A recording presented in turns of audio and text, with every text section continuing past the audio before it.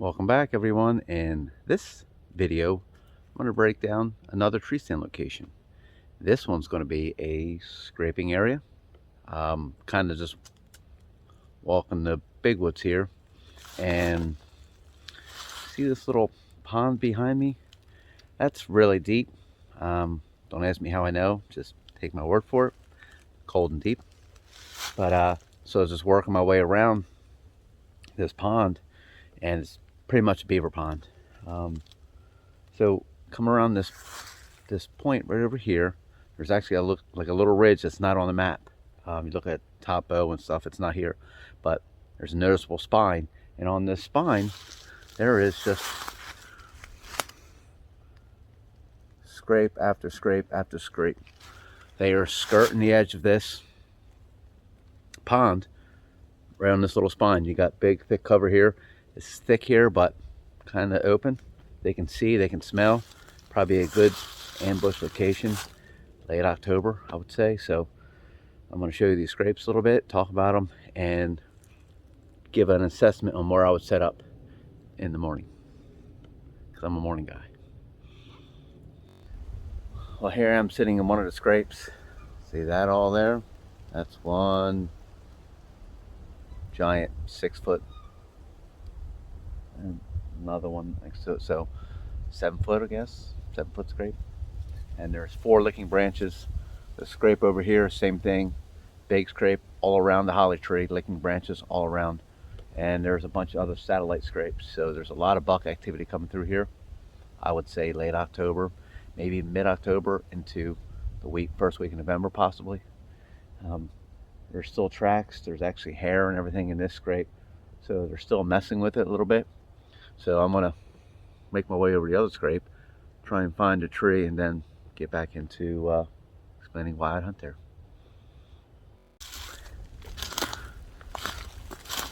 So I went walkabout, and if I go about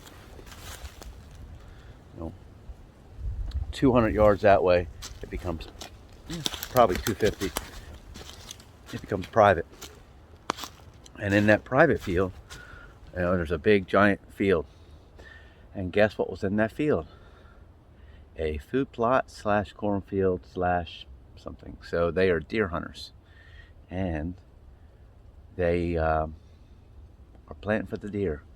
So I think in the morning they're probably coming out of that field, coming along this, because this is even bigger than I thought this way.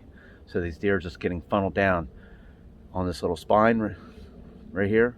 So it's a good natural hidden funnel, and it's a great location for an ambush. I mean, like, really good. So I got poking around. Let's see, that's a whole nother scrape there. 10 yards from the other scrape.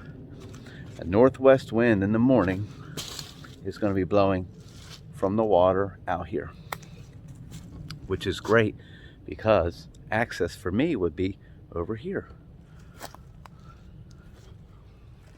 And where's that tree? See those trees right there?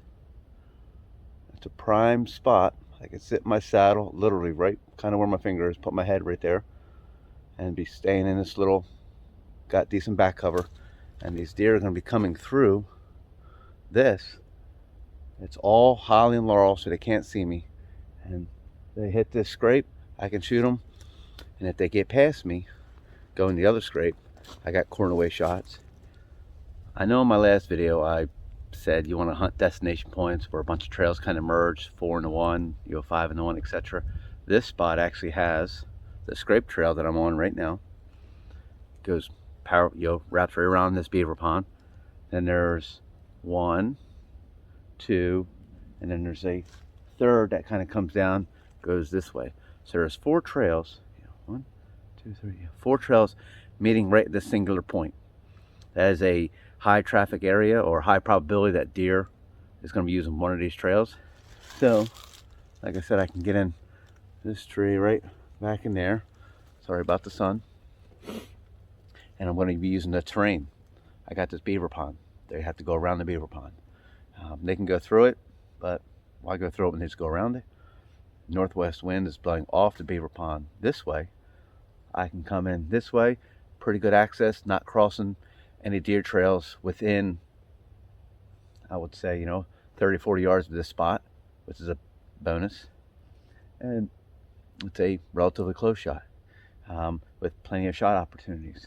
I can sneak in through the laurels, climb up, only 15 feet or so, not even, stay in that little bit of cover. So if deer come from this way, I'm still protected. I can I'll face this way in the saddle. That way I can swing around and shoot, and I still got decent back cover. So, but yeah, that's a pretty good spot. Just going walkabout. I'm trying to find a bed to do a video for that, and I stumbled upon this spot. So it's marked. Everything is good to go. I don't even need to bring the saddle or anything in here. I got the tree marked. I'll probably do a dry run this summer. And yeah, hopefully something I said will help you guys out picking spots. If not, I'm sorry, and maybe next time. Thanks for watching. Hope everybody enjoys. High five. Woo! All right, I want to throw this little disclaimer in there. This spot might not produce next year. It seems like it will produce, but it might not. I got 45 minutes to an hour invested in the spot. I got a tree marked. I'll probably never come back here. I feel like I could get into that tree, find this pond. I can make it happen in the morning. I might come here next fall and I could have 10 people set up over here. So I don't put 100% faith in these spots. They look good, they seem good, but you hunt them once or twice, nothing happens, move on.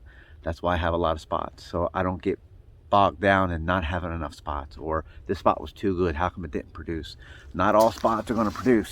So keep that in mind when you're scouting. Get as many spots as you can, because you really don't know which one's going to pay off. Like this was a surprise, bonus. I'm on my way to a bed, so it's a great spot. I'm going to hunt it and maybe kill a deer, maybe not. So yeah, figure I'd throw that out there for everybody.